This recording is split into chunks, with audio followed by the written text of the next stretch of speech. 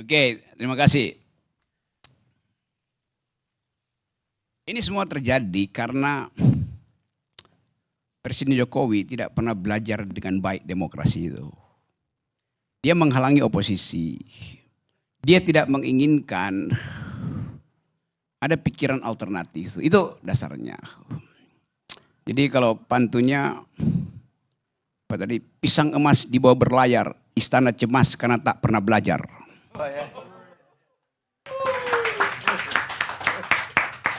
Akibatnya, akibat nggak pernah belajar, tadi betul Mas Hinton, kita seolah-olah menduga-duga isi karung itu apa tuh. Capresnya siapa, wapresnya siapa tuh. Padahal sebetulnya dari awal kita tahu ini bukan kucing di dalamnya. Dalamnya namanya cepret, cebong kampret yang ada di dalam tuh. Karena mau dipaksa kawin paksa antara Anies dan Ganjar. Tadi saya salah baca tuh, saya datang ke sini, saya pikir judulnya duel Anies Ganjar. Ternyata duet Anies Ganjar. Sial betul. Tapi oke lah, itu blessing in disguise juga, karena artinya kenapa saya tahu bahwa di dalamnya adalah bukan kucing yang kita beli, tapi cebong dan kampret. Karena karungnya karung bolong, udah kelihatan. Gak perlu disembunyikan lagi itu. Jadi coba bayangkan misalnya capek-capek lembaga survei untuk memantau setiap hari detak jantung politik kita. Tiba-tiba besok AHY ketemu Puan misalnya, berantakan surveimu. Tiba-tiba besok ditetapkan bahwa menterinya Willy ini tersangka. Kan mau dipanggil. Sudah dipanggil. Menteri Kominfo. Berantakan. Tukar tambah lagi, ulang itu. Jadi kalau kita tanya margin of error itu akan dihalangi oleh margin of terror. Itu. Jadi ngapain sebetulnya? Oke, saya balik pada soal yang lebih fundamental ya. Harusnya didorong Anies dan Ganjar bersaing. Dia aja berdua. Karena kita mau melakukan penyederhanaan politik. Jelas Anies itu mau ucapin dengan definisi apa? Anies itu kadrun. Ganjar itu cebong. Norma kita memastikan itu, walaupun headline-nya bilang udah nggak ada cebong kampret. Tapi semua konstituen Islam pasti ke Anies. Yang sekuler datang ke Ganjar tuh. Yang di tengah mekeng. Partai sentris. Berupaya untuk balancing antara ideologi kiri kanan. Tetapi itu antropologi politik kita adalah bersaing secara ideologis. Nggak mungkin Indonesia dalam 10 tahun ke depan itu 5 kali pemilu itu hilang fasilitas Islam dan fasilitas sekuler. Jadi dorong aja supaya jelas. Jadi kalau pasang Anies dan Ganjar itu sama dengan pasang Amerika itu Donald Trump dan Hillary Clinton itu ngaco tuh. Mending provokasi aja kan. Kayak silahkan tuh. Itu poin dasarnya ada di situ tuh. Nah ini yang menyebabkan kita nggak tahu apa sebetulnya keinginan Pak Jokowi itu. Tiba-tiba ngasih ide si ini bisa jadi. Padahal sebetulnya endorsement powernya itu tinggal 7%. Tetapi tentu Pak Jokowi tahu bahwa dia sebagai negarawan udah nggak mau berpikir negarawan, dia mau berpikir sebagai politisi itu untuk mengamankan dinasti. Karena itu dia mulai keluarin kartu satu-satu tuh. Gua punya sprindik ke Nasdem, gua punya sprindik ke PKB, gua punya sprindik macam-macam, potensial sprindik. Karena dia tahu semua ketua partai ini punya komorbid. Dan semua ketua partai tahu bahwa Pak Jokowi juga belum divaksin. Sama, saling tagih. Itu dasarnya kan. Karena itu cemas versus cemas. Jadinya tuh.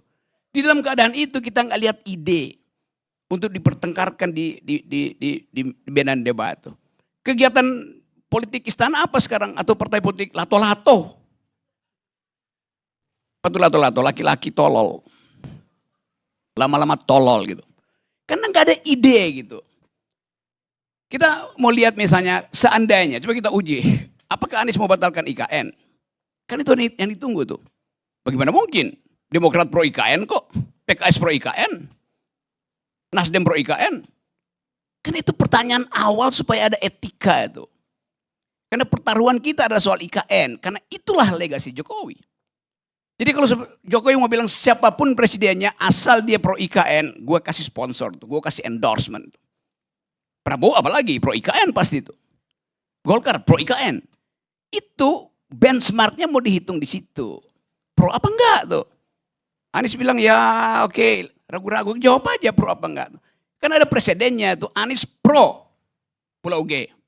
Yang lain boleh dihapus, tapi Pulau G udah dimulai pembangunannya. Atas dasar presiden itu juga bisa dipakai buat IKN.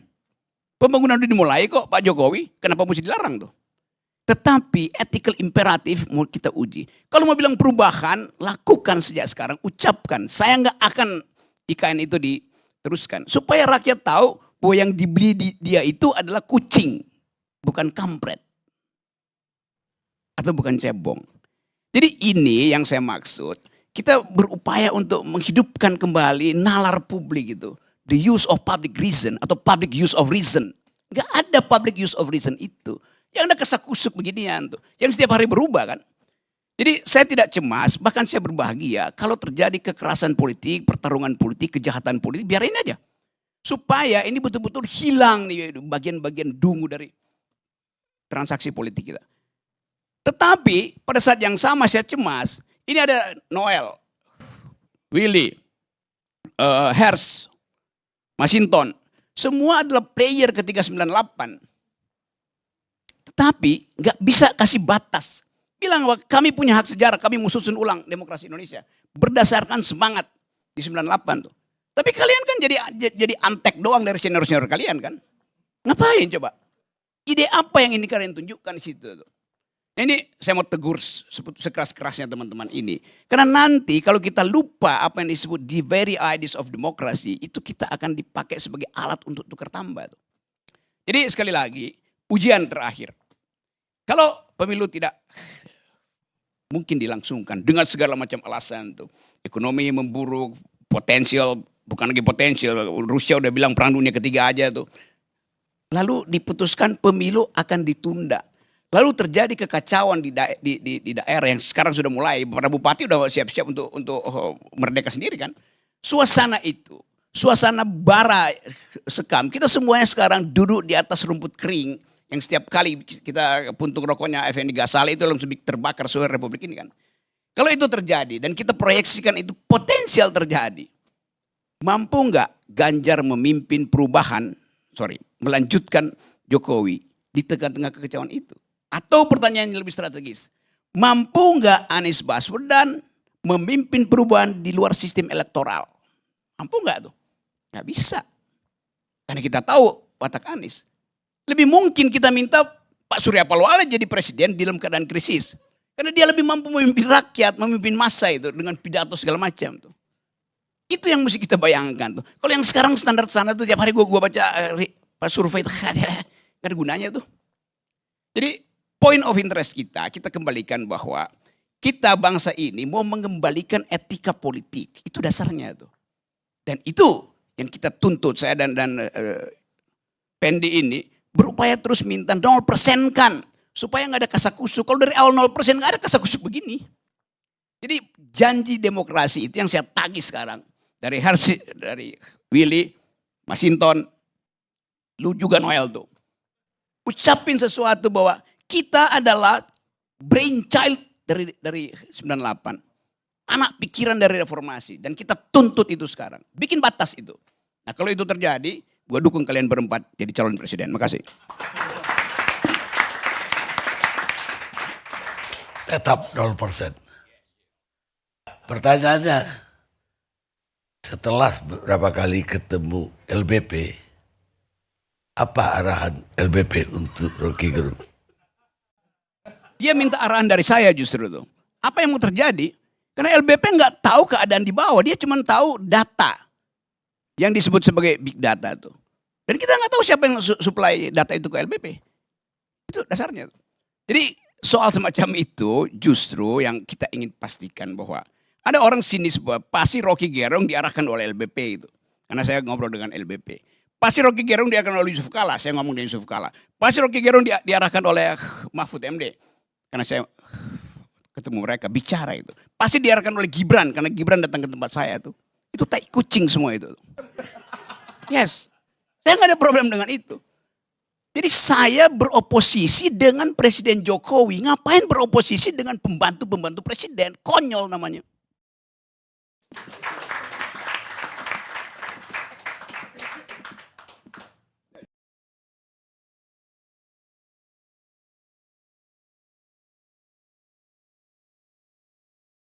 Pemirsa, semua orang kepingin mendapatkan kandidat terbaik untuk jadi pemimpinnya. Sayangnya, yang mencalonkan diri tidak pernah yang terbaik. Ken Hobart, jurnalis Amerika. Kita ketemu ILC yang akan datang.